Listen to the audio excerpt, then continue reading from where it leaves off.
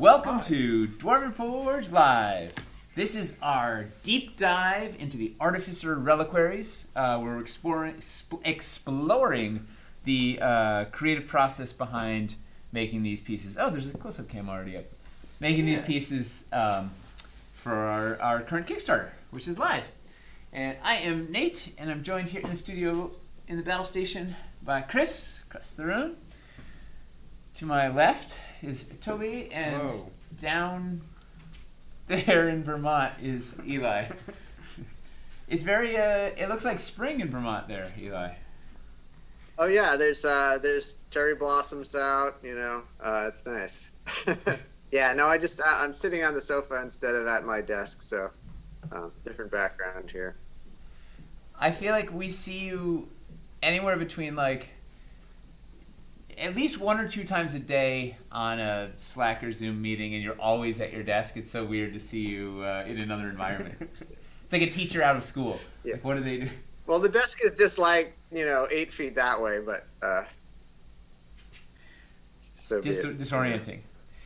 So we're gonna talk about the creative process, how we made these pieces, some of the trials and tribulations and stories and influences, and it's gonna be a freewheeling discussion, and we're going to take some questions from you guys, so queue up your questions. We'd love to hear your thoughts, your queries.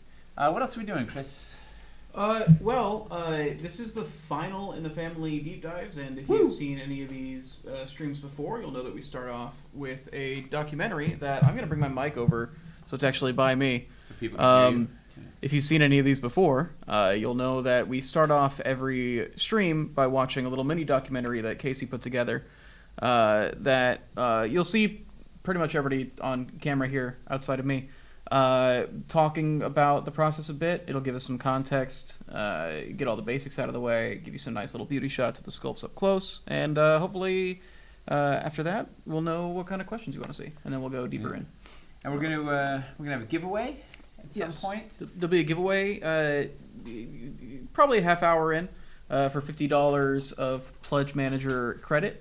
That anybody is eligible for, so stick around for that. It's Toby's turn for the secret word, so start thinking of a really easy word to spell.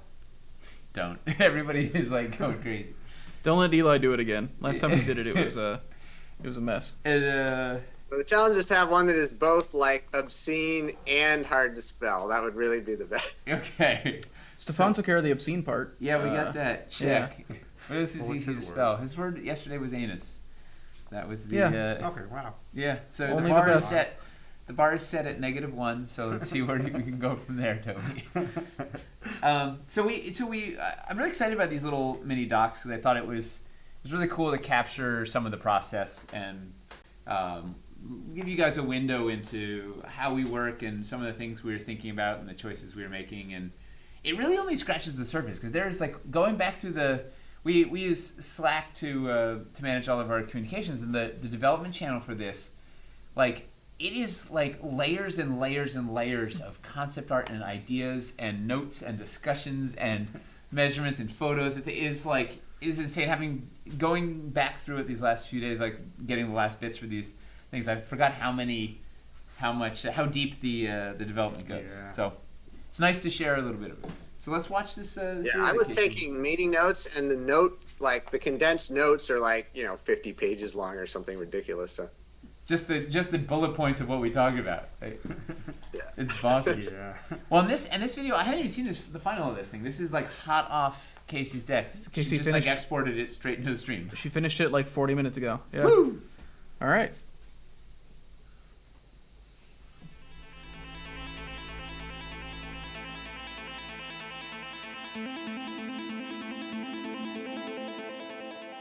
Very early on in the Reliquaries development process, we decided we wanted to do something that was a steampunk theme. There's a thing that'll sometimes bother me when it comes to just like vague steampunk aesthetic where people will just like throw gears on things.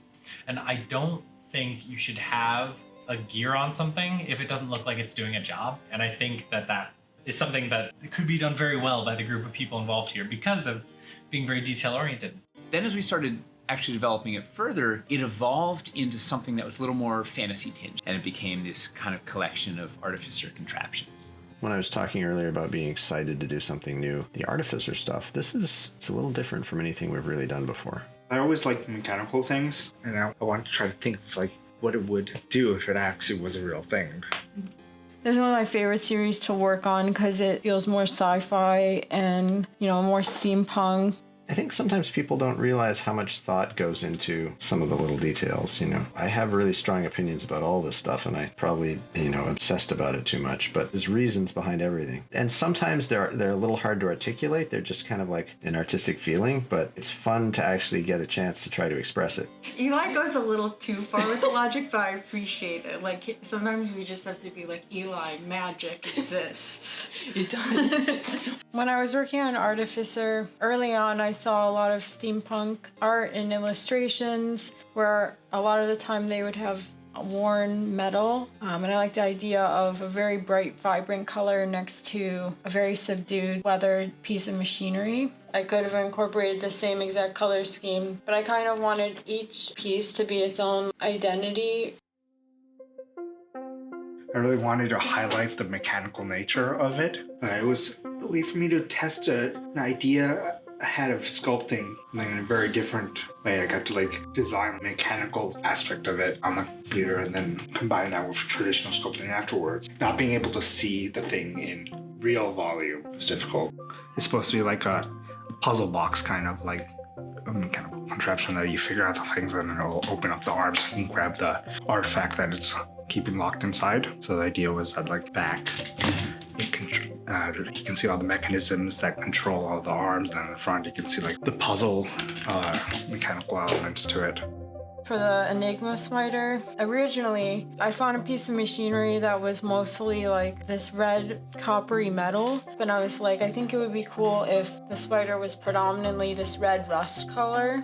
So my first draft of that was mostly red, and to be honest, it kind of looked like a Star Wars creature. It was very striking, and it was a little bit too much, and it didn't really relate to the other two. So I toned down the red a lot, and then I painted over parts of the red with more of the metallics, and I also incorporated the turquoise and orange on the same spheres that occur on the furnace. So there's going to be a hose connecting this tank, which is just getting started, to this die cradle here. So we've got a couple pieces of Wyverstone, which is, as we all know, a powerful magical substance. It can hover in space. We'll have those just apart enough to create a little bit of electronic feedback. It's good to have some idea of what the thing does, because it makes it more interesting. You can think about, all right, well, if we're trying to suck energy out of this magical die, maybe you need to adjust the angle of it depending on where the moon is, because you do this by moonlight, obviously. So you need hinges and you need gears so you can adjust that. And then the various runes here around the edge, say in one of the scripts of, probably, I don't know, Bitopia, that it's a containment force, so it won't spill out. It all is focused downward. It just makes the sculpt more interesting, and then there's a reason for it. And so even though it still looks like a crazy contraption, it feels like it's got some coherence. I think that sometimes if you're just I'll make a thing and stick gears on it, what does it do? I don't know. I mean, that's okay, but it's more interesting if there's a story. So I was this one seems like it's very sharp and dangerous. I've actually found old machinery online, and there was one that was made of iron oxide pieces. It was very shiny metallics next to worn out metals, and that's what I incorporated in this piece. Was I used matte finish medium that I mixed in with the paint, and I also used this paint called micaceous iron oxide. And then from there, actually, I had originally painted the crystal to be similar to the Wildlands Wyverstone. And it was just kind of reading too dark overall, it's missing the turquoise from the furnace. Let me make it just a very magical crystal that's being charged. I'm going to shave this down so it's smooth, and then it's going to get a thin skin with sort of hammered texture over it. And you'll see through in here into where this grate goes. So that's where the light will shine out. And there'll also be this tank on the side, which will bubble with unearthly lights. And these arms, which were inspired by the style of planet-like globes, in a rotating thing, and it became less and less orrery-like and sort of turned into a portal furnace. And so what I'm going to be doing is I'm decorating these arms with various sort of runic shapes, focusing the power on the celestial spheres. I love making runes and creating imaginary scripts and such. These little bits have that a little artistic flair that it's not perfectly smooth and perfectly interconnected. They mean something arcane that probably doesn't pay any attention to the rules of mechanisms. I think these were forged right onto the surface by some little gnome. Little old gnome with like impressive forearms.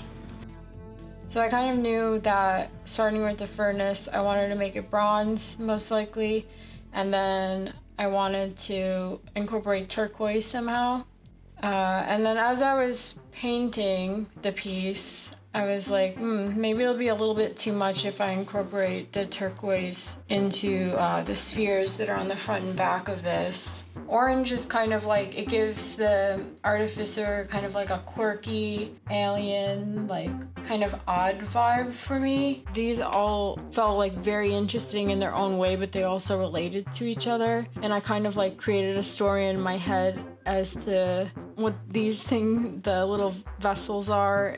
And so there's like 4 of the Enigma Spiders, and they're kind of like the scavenger collectors that go around like the desert, and they collect this element that's like the turquoise canisters, and then they heat it up and like charge it, and then they throw it in the furnace to like make some kind of like chemistry element.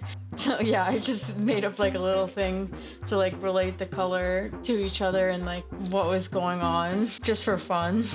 That's kind of one of my things as a DM is I usually look at pieces and I say, what kind of story can I tell with this? And that's really unique about these things is that they already have such a strong story. That kind of adds this fun level of being at the table again. Because that's sort of what our past year has been without, is like really being at the table again. And I think it's kind of a celebration of that.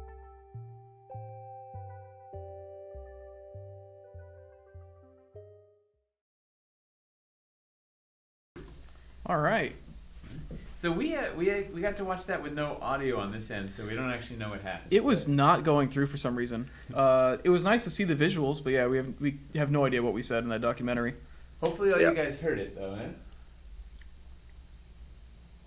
I'm assuming everybody was responding to it as, OMG, that pixel die? Yeah, keep your eyes open. We might have some more footage of that pixel die soon. Dude, not for nothing, seeing the pixel dice in person, oh man. It's unreal. Yeah, it's so much cooler. Like I like sparkly, shiny light things, and that was like, it's outrageous. Like I was like, oh, this is really bad. I shouldn't be handling this because now I need like 10 of them. It's not just the LED. It's not just that like it has LEDs in it. Like the way they've got it working, the way it does its gradients, and the way that it casually moves, it feels like it has hundreds of LEDs in there. I want to see it. It's magic. It is outrageous. We don't have it in office. She came in from Long Island, I think, and brought it in for a couple hours for us to do that shoot. Like she brought the dice in. They're we one shot prototype. for 2 hours and then she left and took all evidence. Like she disappeared. Like it's like a secret agent. She's like gone. Yeah, they don't have enough prototypes to be okay with just giving us one. Yeah. All right. So let's talk about these how these things got made. Go in a little deeper than we were talking about in the documentary. So the first thing that I'd love to talk about was, we talked about it a little bit in the video, but so this originally started as steampunk, right? We were gonna like do something that's kind of steampunk, and then it evolved. Do you remember how we ended up pushing more magically? We were like, well, it should be more Eberron-y. Like what, how did we get there? We saw a TikTok that said that steampunk was cringe, and we got scared. Do you remember how that happened, Eli? Yeah, I do. I remember that discussion pretty well. We were, part of the trick was that steampunk seems to mean very different things to different people. Yeah. Like if you do image searches for steampunk, you're going to get everything from like super grungy, like riveted together, rusted and fallen apart stuff, to super sleek, high-tech looking things, to stuff that's very, very Victorian with just a few extra weird bells and whistles, to stuff that's much more science fiction-y. I mean, obviously it's Victorian science fiction, but some of it just feels like non-Victorian science fiction. And it just, it seemed like it was a little hard to pin down, and that if we pinned it down in a particular way, it would inevitably probably disappoint many steampunk fans. Whereas, and we had a big debate. I mean, it was a long debate. Like we talked about. Yeah. I feel like we talked about it for a while. Yeah. Whereas Artificers, they're the new class in D&D, right? And that felt, I don't know, just a lot of our favorite pieces when we were looking at inspiration had that very kind of magical element. So we didn't want to make it purely science-based, insofar as steampunk is science-based. We wanted to feel like it could be created by mechanisms, pure and simple, or it could be fueled entirely by magic, or it could be somewhere in between. And we wanted to kind of thread that line, I think, where it works either way. So I think that that kind of led us more toward calling it Artificer and kind of thinking of it in an Artificer context as something that's definitely been built by crafts people, probably, may well be gnomes, but they might be any particular brand of wizard or artificer or tinkerer, and things that feel at home both in a fantastical or a sort of science fantasy setting. Well, and that was also, then it sort of opened them up to be useful as MacGuffins in, with our terrain or whatever. It was like, well, let's make sure that this is something you could put in a build that wouldn't feel too far off. Yeah. Do you remember the piece that was really driving this for a while was this Thopter. Yeah. So early on, we showed it in the video. There's a picture like Eli had worked. I don't know. You probably tried 6 different variations on this Thopter. There was this. You made this thing, and as soon as everybody saw it, we're like, "Oh, your die can fly around in the Thopter," and it was awesome. But it kept causing problems, right? As we're developing out the rest of the families, right? They, the thrones, they had a certain size and they had a certain number of pieces and whatever. And this Thopter kept it was just its own animal. Like it just had all these things. Yeah. Well, the trick was it really didn't necessarily want to be a die holder so much as just an awesome little vehicle for your minis to zoom around in. And although you certainly could put a die on it, that kind of compromised the design a bit. It made it, a bit unwieldy. And yeah, like you said, it didn't really have a proper base, so we would have had to put a base on it, and then you want a base stuck on your Thopter when it's flying around. Not really, for those who wanted to use them as terrain. And I am absolutely psyched to make a whole fleet of Thopters soon, but it just really didn't. Yeah, like you said, it didn't quite fit in with this. We're looking for something that first and foremost does a beautiful job of displaying your dice, and is also cool as terrain. And that was more a terrain / mini element that maybe wasn't the best die display. So. Well, it was just such a charming. It was such a fun thing that we all wanted, but then we were trying to shoehorn the damn thing in because it was like this darling, and it was like so funny. Like, oh, everybody wants to. I want to fly stuff around in it, but. The Thopter will fly again. Thopter will fly again. Yes. Yes. There are blueprints. There are schematics. There are. I've got it down to the last millimeter exactly how I'm going to make it. It just won't have to have a die insert in it, which improves the design. It will be more aerodynamic. The gnomes will be much happier as they fly from canyon to canyon. Yeah. Well, so that's something to look forward to. Yeah. Or we make a mini as an insert that looks like a cockpit. Oh, so you put your those seated townsfolk mini that everybody wants. We can also be driving Thopters. Yeah. So let's talk about this thing, the furnace portal. Mm-hmm. So how did this thing come? How did this design end up? Like, how do we get here? I think this went through more iterations than any other single piece.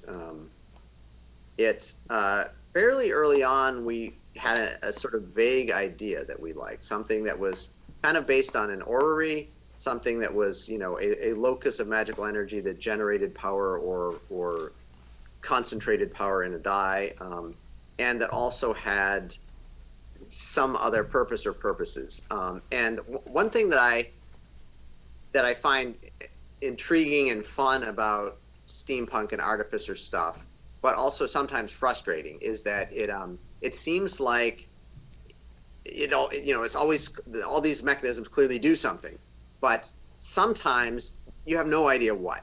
And I wanted to have something that felt like it could do several things, but I wanted to have an idea what it would actually do and how you would use it. So that was kind of driving things as I was moving along. But as far as the actual the shape and structure of the thing, we went through so many different sketches. There was a point where it was almost like a sort of crab automaton, where the die would be kind of riding in its back. Well, that was when we had the Thopter, right? They were all going to be kind of vehicles, right? Based on the Thopter was going to be the pedestal of the throne, and the center thing, it was like, there'll be a fleet of like weird vehicles, and it was like this crazy crab furnace thing. We almost had a crab tank. Yeah. Yeah.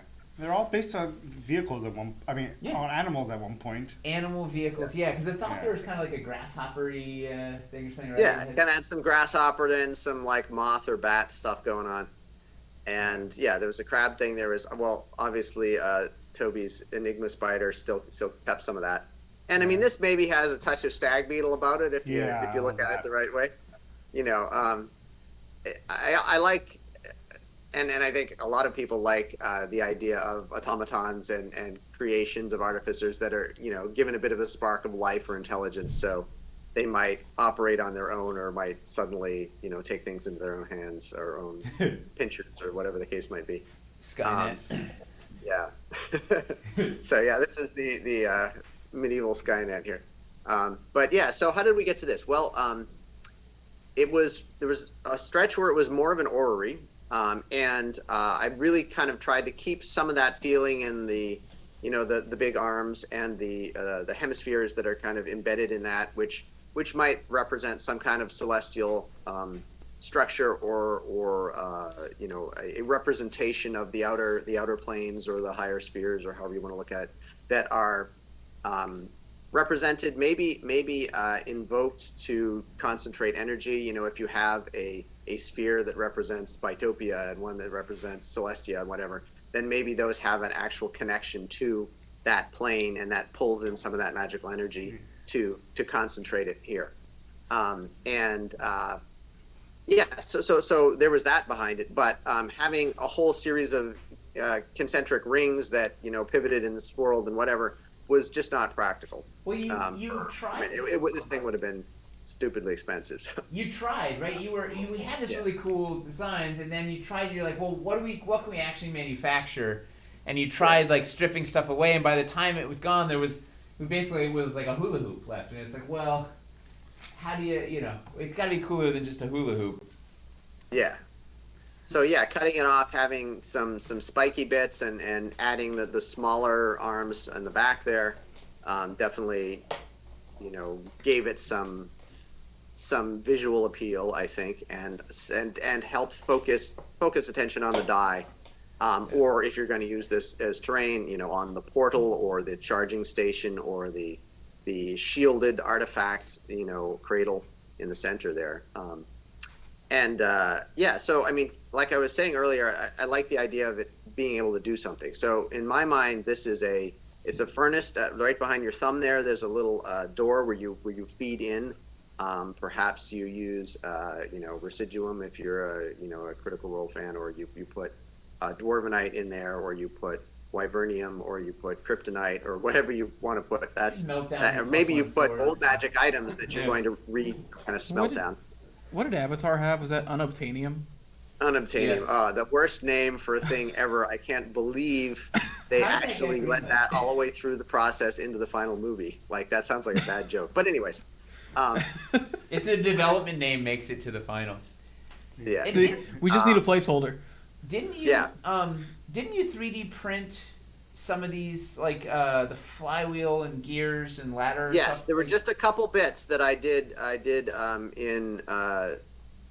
in 3D print, digitally initially because, one thing I really enjoyed about this was the challenge of doing something that's mechanically precise by hand. But making a gear with 24 exact teeth around the edge is way easier if you do it digitally. So those gears in there, the flywheel on the side, were things that I did digitally, and then sent them to Toby, and he printed them up perfectly for me. And then so part of it, of course, you can see the structure there going. The flywheel on the side helps you adjust, if you need to perhaps tweak the angle of the arms to, as you're aligning with the, where the stars are at the moment. And then on the other side, there's a control panel, which has some readouts and a power lever on the left-hand side. And then that tank that's pulsing, that's kind of like, I think that's like your overflow energy that maybe bleeds off, so you don't overcharge your power stone too fast, or you don't power up the portal too fast. So that kind of stores it. And then also the little belt of capacitors across the front, also those are kind of like storing your backup power. So if you get any sudden fluctuations when you put your old web wand in there and it suddenly breaks down and releases some power, and those store it so the whole thing doesn't explode. Well, it sounds the makings of an adventure. Yeah, exactly. How do you dismantle the Doomsday machine? I wanted everything here to have an actual purpose. On the back of it, there's a ladder, so that's the right scale for your miniatures to climb up onto the top. So if they need to, if this is a portal, where the die is, if that die is going to be suddenly transported to, the astral plane, or if indeed the Beamslayer is about to go to the astral plane, he has a way to get up there. And if you just need to do routine maintenance, likewise, you need a ladder. So that's part of the design. It's fun. Well, speaking of merging 3D and analog, let's look at this this Enigma Spider here. So, Toby, where did this guy come from? I'm trying to remember how it even came up. Like, You watch Spider-Man? Yeah. No, it was like, I was looking for a bunch of inspirational images, and like since the animal theme was also at that point happening in the other two as well, I saw this really cool steampunk spider. But of course, it would just just look like a spider made out of steampunk elements. But I wanted to create something that's it's not a spider, rather than it has elements to either protect the die, or and then I had the idea of making it kind of like a puzzle box. Well, that's one of my favorite bits. Was when you were doing these early sketches, we're like, well, what is it? You're like, oh, it's this cool, elaborate the machine. You can hold something in there, or trap it, or release it, or whatever. And you had this whole series of dials. You had a whole plan for it. Yeah.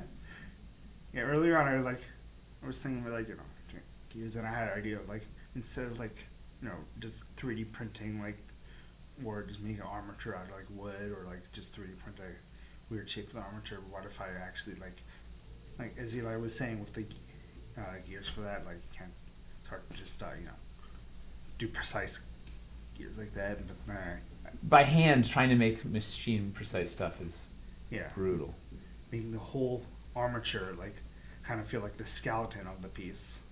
Actually, it was similar to the first sketch I did. Actually, I did this whole thing because I wanted one of the things I loved about some of the steampunk things is when it feels like it was actually a mechanism, not just some gears plopped on it. Yep. And then I did that, and then I completely forgot to put on the casing and the. You were filigree. doing the internal mechanics and forgot to put the outer bit on. Yeah. I think this is one of the pieces that I've heard people on the Discord come up with multiple different uses for it. They're like, oh, this could be a way that a character gets around. Yeah. This could be a mobility aid. This could be a trap. This could be torture device. Yeah. Yeah. Yeah. So so you printed the thing out and then sculpted on top of it. Yeah. Did that go as you'd planned? Yeah, actually, surprisingly, I thought there would be a little more on the way, but I think it went fairly well. I mean, I love merging merging mediums, like mixed media piece is exciting. I was worried about because we never did anything that the armature is exposed, and this technically would be that. But I think it should be fine. So we're gonna find out. The only thing that would give a lot of problem was legs. Yeah, it had 8 legs like a good spider. Yeah. And now what do we got? Yeah. Well, there's 2 on the bottom. There's 2 sets on the bottom near the base. It's so I don't know if you can see that. Oh, yeah. Yeah, they're folded around the sides. Yeah. And there's going to be 2 in between the set of legs and then over there, but it was bringing the cost up really high, and also it kind of blocked the visuals of the lower part. So got that. And you had to. I'm glad you made you did the arms in 3D because you could keep adjusting them. Yeah. So we'd find the right get enough space that you could actually get your die in and get it out, and they wouldn't take up too much space on the tray, so they could sit together on the mahogany display. It was a fun balance. Another thing I mentioned that was fun on designing this was when I was doing that it was I'm pretty sure the furnace portal, other one was mostly done. So trying to get the elements, some of the the language and elements from that in there to make it feel like a family. This is very similar to this side, and I kept some of the that I don't even know what to describe it as orb joints. Well, you lifted a bunch of these families of stuff. People are lifting stuff from the other sculpt to put in this one, and so there's this really nice cross-pollination in the families, so they all feel nice and cohesive. It feels like the same branch of technology, the same people figured out how to make all these things. The same department, the gnome department, Land and then Artificer. yeah. Mel's wondering where the spinning saw blade is hiding. Ooh, in the seat. Do each of the spider claws you have to find it. Oh, find out the hard way. Do each of the spider claws have Mr. Gadget or Inspector Gadget? For sure. Mr. Gadget. Oh, that's originally I was thinking. That was before he went to inspector school. That's he lost his license. Yeah. It's before he'd found a purpose. He's just a regular guy. Just Mr. Gadget. Last name Gadget for no reason. And for the back thing, where did you pull the spider web? Because that was it didn't initially have a spider web, right? That also went for a lot of iteration. Well, I wanted to keep the back kind of exposed and show the mechanism behind it. It's kind of hard to see there, but you can, there's gears, and then I also looked at these old automaton puppets. There's one that you can program from the 1700s that you can program to write things, and it's this old little boy, and it has this circle, a programmable disc, and this column of gears that I kind of incorporate in there. But I really like that, so I kind of put that in. But then I just didn't want the things to be exposed, so I wanted to put something casing that exposes stuff on it. And in the documentary, you saw some of the previous iterations, but some of them were based on spider webs and stuff like that. But this one, after it wasn't working, I saw a Spider-Man steampunk pocket watch design. Classic. It had this Classic, really cool spider web, ornate fencing type look. Fence. I don't even know what to call it. You lifted the idea of this sort of decorative spider web styled frame that was on the back of it, right? The perfectly right theme for it. So, Steampunk Spider-Man pocket watch. Yeah, they're all over. There's a glut of them out.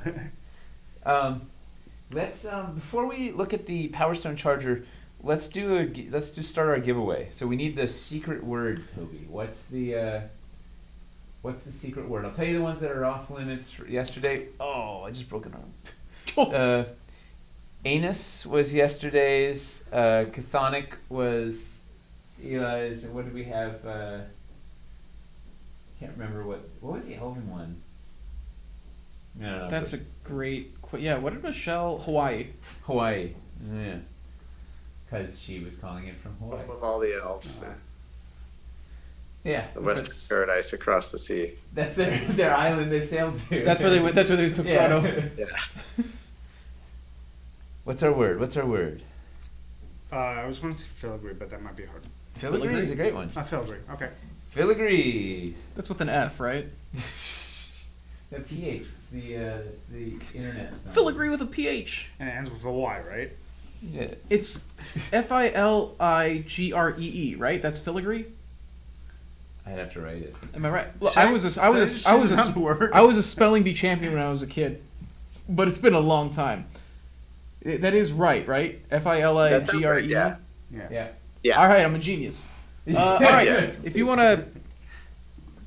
All right, no matter where you are eligible for this giveaway. Just go ahead and type filigree in the chat. It is not case sensitive. You can capitalize it or not if you want. You can put it in a sentence if you want. All you need to do is have a message with the word filigree in it, and you are eligible to win a $50 pledge manager credit for the Kickstarter, which will cover most of the cost of getting one of these Artificer thrones, or it'll be more than enough to get the throne or the pedestal, or whatever else you want from the Kickstarter. Yeah, Right. Filigree. filigree. And while it's doing that, let's look at the Power Stone Charger.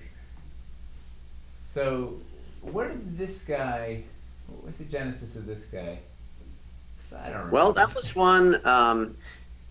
I'd done a bunch of different concept ideas for Artificer stuff, and one of them was just the idea of something that, of course, we wanted a pedestal. I think this was one of the later ones. This was definitely the kind of toward the latter half of the design process. So we knew we wanted a pedestal. We knew we wanted something that was, lifted up the die, and it seemed to make sense to have an actual structure that could lift a thing that looked like it had hinged arms and that would have some reason for lifting it, which would be to either to charge it or to absorb power out of it, probably using some magical crystals of Wyvernium or whatever the case may be, which are the couple stones visible on the underside of the die cradle and then on the top of the central base there. And then, as usual, I wanted to give it, a little more interaction if you're using it as terrain. So I think it was actually Aaron's idea to add that the scope on it there, so your miniature can just kind of sight up along the fins and make sure your arms are properly arranged. And then I put that tank on the side for, again, like kind of storing reserve power, and then the gears in the base of the arms, allow you to adjust the height hypothetically. So there's a little bit of kind of control aspect to it. And we had a few different versions. Doing it in three-sided seemed just like an interesting choice. I like how it looks. I like how it's balanced. I like how it's slightly asymmetrical. So there's the scope on one side, there's the tank on one side, and then there's slightly different runic ornamentation on each arm. Well, you can But put two of them otherwise, next to each other and they feel different. Yeah. Like if you rotate around. Yeah. And I love coming up with runes and runic scripts, so I came up with kind of a new set to go on, the rim here. What it says depends on what arcane language you may speak. I guess it's open to interpretation. But yeah, and then this one, again, there was just a teeny bit of digital sculpting for the gears, and the rest I did by hand. This I actually really enjoyed, because the two themes that I kind of took the lead on were this and elemental, and I almost couldn't be more different. In that elemental is pure energy, very organic, very flowing, very swirly, and this is just the opposite of that. It's hard, it's mechanically precise, very exact, and just a totally different feel to it. And that was a really fun contrast. And getting getting that sort of exact symmetry of the three arms where it was needed, and doing that is just a really fun and interesting challenge. And I haven't got to do that too much on terrain stuff, so this was kind of a nice nice thing to explore. The thing I really liked in the video Aaron talked about, these are our Wyverstone, which we've traditionally had that really dark blue interference. Well, it's like black with interference blue on it, or whatever, that like really cool dark color. And they didn't pop when we were in here. And she just like broke the rules of the fantasy that we made. And was like, you know what, I'm gonna do them this cool turquoise match the other thing, and it looks so much better.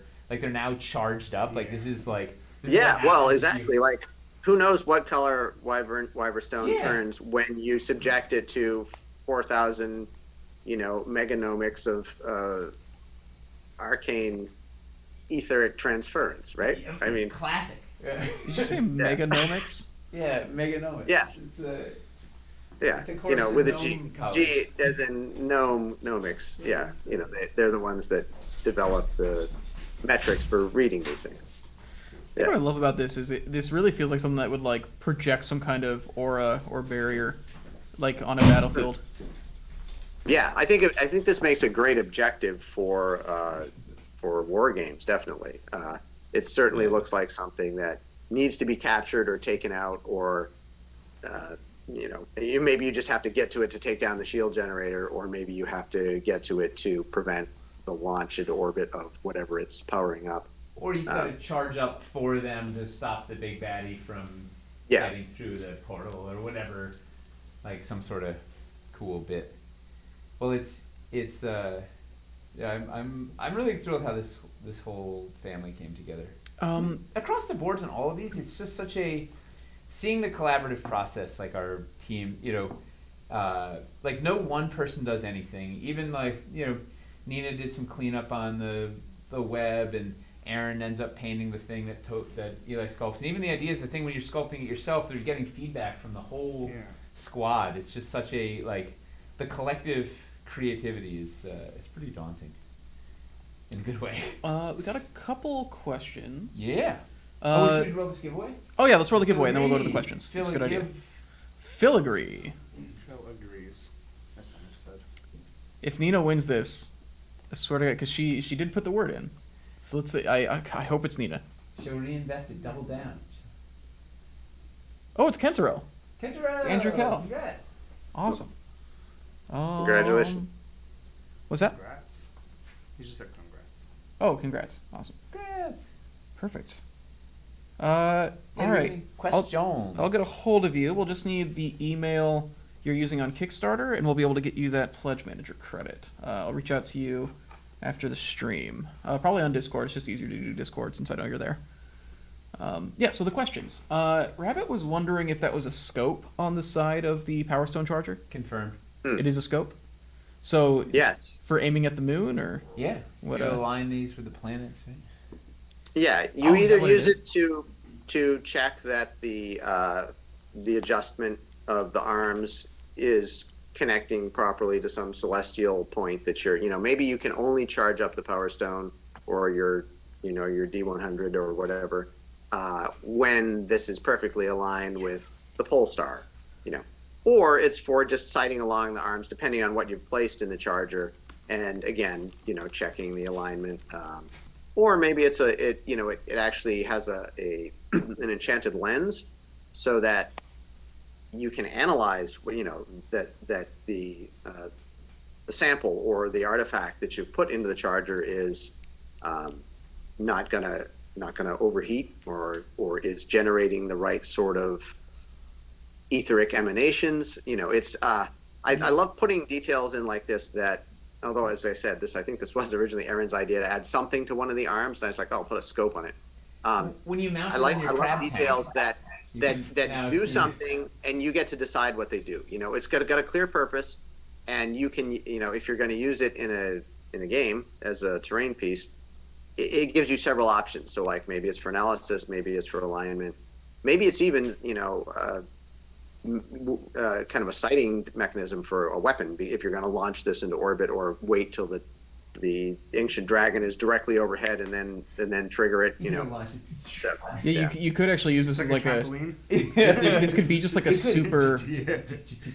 This could be just like an a super arcane mortar accurate. of some sort. This could be just like a an super accurate arcane mortar howitzer. situation. Like the Yeah. the arms, like No having those three artillery. arms lets you like kind of get angles in like 360 degrees. We always Yep. call the crescent the catapult. But This this was is actually- catapult. This is the mortar. We have a whole artillery. This can be the taser. You can just. Let's see. We have a couple different dice questions. First, Nate, are the prototypes for the Power Stone Charger too tight to get the inserts out? They're wondering what the inside looks without the insert. Yeah, they're jammed in there. I don't. Can we think take the have die a, out and at least kind of show them through the? Oh wait, no. Oh, I got it. Oh, you got it out. Nice. Yeah, perfect. Just want to see the inside of that. Let's see. And Vertex is wondering, do these fit the odd-sided dice used for DCC? What does Dungeon Crawl Classics use? Like a 7 and a 9 or a. Wait, do they really? I've never 13. heard of this. Yeah, they've got a whole bunch of weird ones. A D7? Yeah, there's a bunch of weird. I guess what it comes down to is what shapes are the points, because that's how the inserts work, basically. I mean, you could theoretically shove probably like just about any die would fit in the well as long as there's something sticking there. And you can also put them on the flat, of course, since all dice will Yeah. land on one flat side. Yeah, because basically the way the inserts work is it's there's like a triangle point. There's one with it's like four. There's like 4 vertexes or vertices, whatever it's called, and then like 5. That's kind of how the inserts function. Well, a lot of the DCC ones I think are like rounded and then with flattened off points. They're kind of weird designs. Fascinating. Yeah, and Do those we would certainly have work any- on the flat insert, and they would probably work depending on which die and which insert. I'm sure you could find one they would sit okay in. Merc describes the D30 as basically a sphere with PS1 graphics.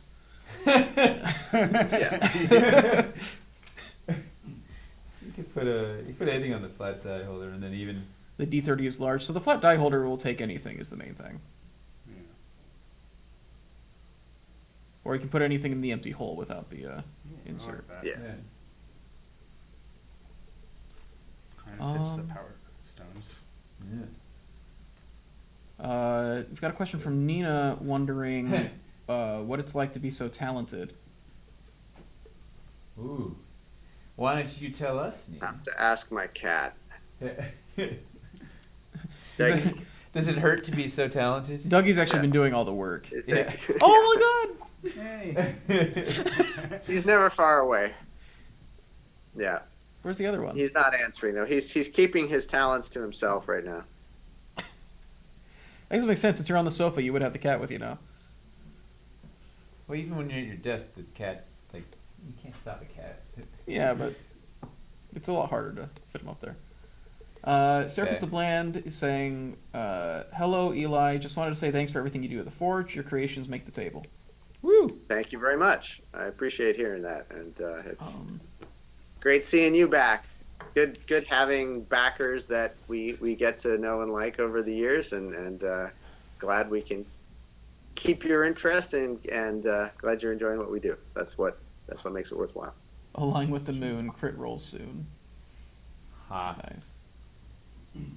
Should we go put these in a build? Are there any more questions? Let's go to the build. If you have any more questions, feel free to shout them out, and let's kind of show what these look like in situ. Tilly, you wanna we're literally put something together minutes before the stream. This definitely goes here.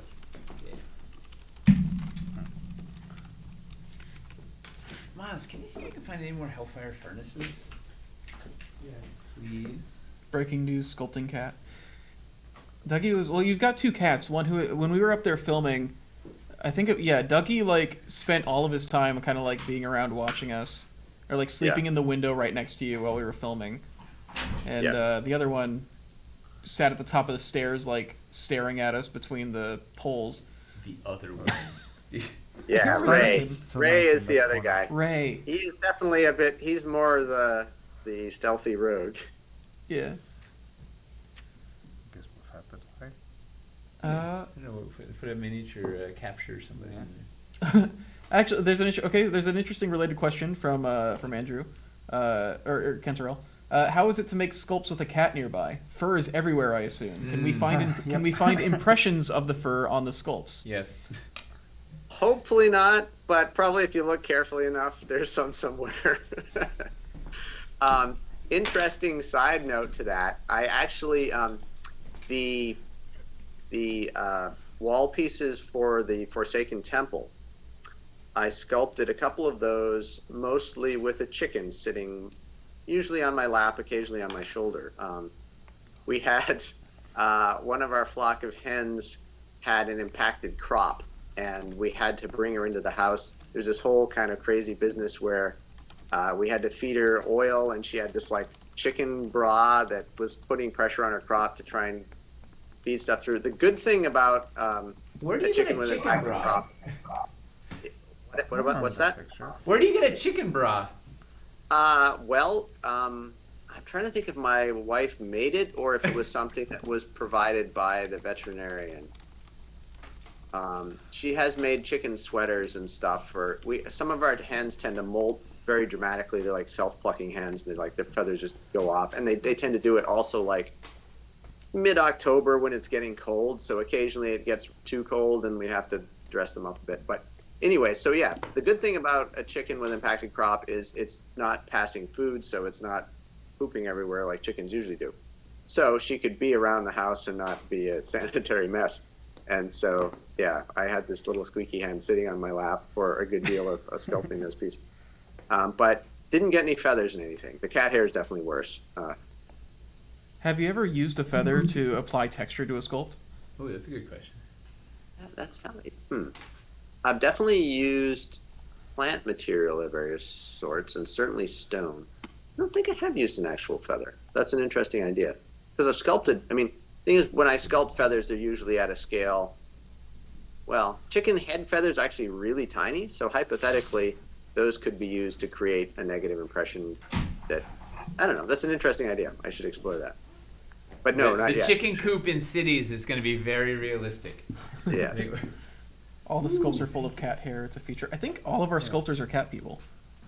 Yeah. Yeah, every sculptor is a cat person. Honestly, a huge I chunk think of Nina's cat probably people. technically a dog person who also has a cat in her house. But I think don't tell Momo. Nina might just be an animal person. Yeah. Between Charlemagne and Momo, Yeah. I think Tisha and she. Janet have cats. Toby has cats. Yeah, at some point when I was working from home, I had to stop working from home because the cats kept climbing on the table and got cat hair everywhere I couldn't sculpt. Too many Yeah. cats. Yeah. Well, and Dougie, he likes to be the center of attention. So if I have a bunch of little stuff on my desk and I'm focusing on that and not him, he'll like reach up and whack it off sometimes.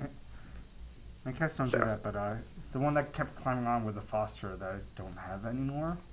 So my house is a little bit safer to sculpt in. So I miss when during Wildlands you had just gotten Dunk, and so you didn't want to leave him alone at the at your house all the time when you were here. So you brought him in, and he would just be hanging out in the office every day. I'll bring him in again. I would love that. Yeah. Does he travel well now that he's older? No, he loves traveling. He loves new places. He loves new people. If you condition them that young, they usually grow up without having problems with it. Yeah. Some of my dice have That cat hair end in them. and sequence they're where he's 100% wandering from Wildlands, where he's wandering through the forest terrain is fantastic. That's Dwarven Knight's cat proof. They can knock it off the table as much as they like. Doggo proof, not as much. Yeah, Momo's messed up a couple. He sculpted them. Oh, that's true. He's That's put true. his mark on them. He's tried to do his part. He was helping Nina. Still can't get over that rat story. Every now and then you find a thing in the archive where there's just there's dog marks, dog teeth. I had an elevation block the other day. I pulled out the head. I was like, oh, I'm putting this in for sure. It's like it's got Momo's mark. Cool. Any other questions? Should we call it a... Seraphis is wondering, during Wildlands, did a hornet ever make it into the sculpt for Threshold of the Worlds? I remember joking about murder hornets at the time. Have you ever put a bee on anything or a hornet on anything? You know, I don't know that I have. I don't think I actually did put a hornet in the threshold. I think I was. There were so many critters. Let's see. That got. There's a scarab beetle. There's a snake. There's a spider. There's a pair of wrens. There is no hornet. Okay. That's a new child. Next suitable occasion, I will put a hornet in somewhere. Okay. I think at one point there was a thing where we were just like, would it be fun to put like a hornet's nest on one of these trees in Wildlands or something? Yeah. But yeah, I'll try and put a hornet, maybe a hornet's nest too. Actually, a hornet's nest would be appropriate to tuck in somewhere in the city. Under one of the That'd be roofs. fun. Yeah. Also, it just becomes a fun thing you can interact with. Mm-hmm. Oh, could you imagine like actually nest having hornet's nest that you could like shoot a bow at to like drop on the guards and stuff? That'd be awesome. Some classic video game design. Having thrown rocks at hornet's nest as a kid, I can tell you it's a lively pastime. Not recommended. They get angry. Really? I don't know. That doesn't make sense. It's climbing up the thing. Question: have you found any place to buy a detail brush finer than 000? 000 and some scissors? I haven't, but what I will say is that a larger brush with a very fine point often is better. You can put more paint on it and it doesn't dry out so instantly, and you still have a super fine tip if you get a good quality brush with a fine tip. I've got some really, really fine ones, but I've found that for just about everything except like literally painting the pupil in the eyes of minis, and even sometimes for that, I will go for a slightly bigger size, but that's just really crisp and sharp on the tip. Kentero's saying they'd love to someday see the most unique impression textures we've used. Because you've grabbed some like weird stuff around the house to just roll on a sculpt before, right? Oh yeah. Yeah, Eli has a weird collection. Bits of cedar scales from cedar trees. One kind of interesting one. I feel like that part of sculpting is like the equivalent. I feel like that's like the equivalent of like doing Foley. Yeah. Where like Foley artists will just finding strange textures. Yeah. Like that's the it's like, well, how do we make it sound like rain? Well, what if we get a bunch of beans? Yeah. And Let's stab a watermelon. Well, yeah, because often it's not. There's not a direct, like sometimes you use stone to create a stone texture, but sometimes you do something totally weird to create an effect you want. Like for slightly weathered metal, I will sometimes use like an old cloth, an old dish rag it's got to have the right kind of weave to it, and it basically needs to be slightly frayed so you don't get an actual pattern, but you just get a little bit of pockmarking, and just so it's not a perfectly smooth surface. That works nicely on epoxy, particularly green stuff. Michelle has a variety of paper towels she uses for cloth texture. Oh, nice.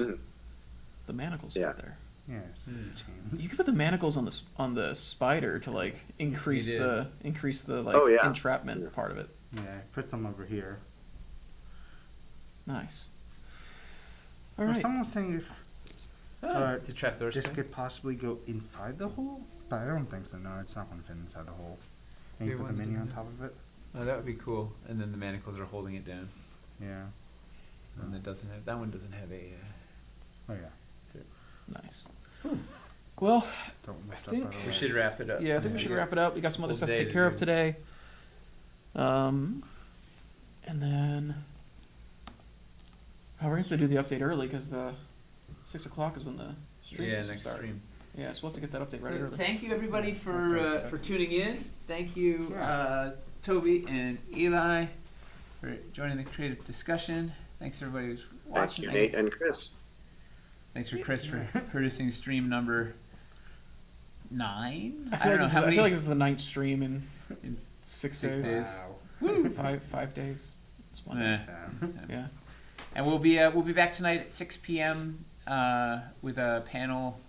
Becca Scott, Jimmy Wong, and Michael Sinclair II.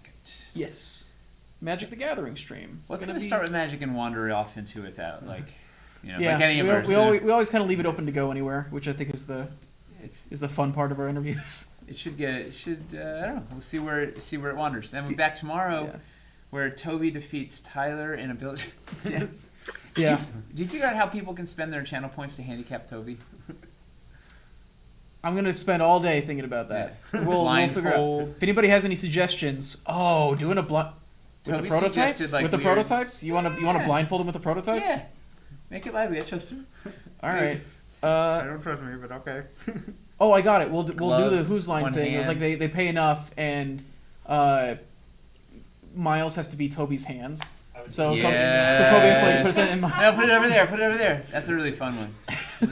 Or That he could has to incorporate the spirit tree, or like you just put some big, huge thing that's like. The juices are going. Yeah. It'll be good. And And so don't, far, don't Toby's forget. undefeated, right? 3-0 on build jams. It's a Yeah, competitive. not build only jam. that, but like every round in every build jam so far, Toby All has right, won. so we got some handicaps. So come Yeah. Tuesday night to handicap Toby, and see what happens. And then Wednesday morning. This says no mouth. Wednesday morning- No hands. I'll just go with my mouth. Ugh. Yeah. Sorry. Wednesday morning, we'll be doing our last deep dive like this. Instead of being a full family, it's going to be the ability tracker and the sculpts that come with it. So it's like a medium dive. Yeah, It's like well, there's only one- it is a yeah. deep dive. It's not a full family, so it's going to have a little Yeah. bit of a different focus. It still has 3 pieces. Yeah, It does. I want to talk to you about like I had an idea for a build with it that I think would be really cool. I should talk to you about it. Oh, after yeah. this.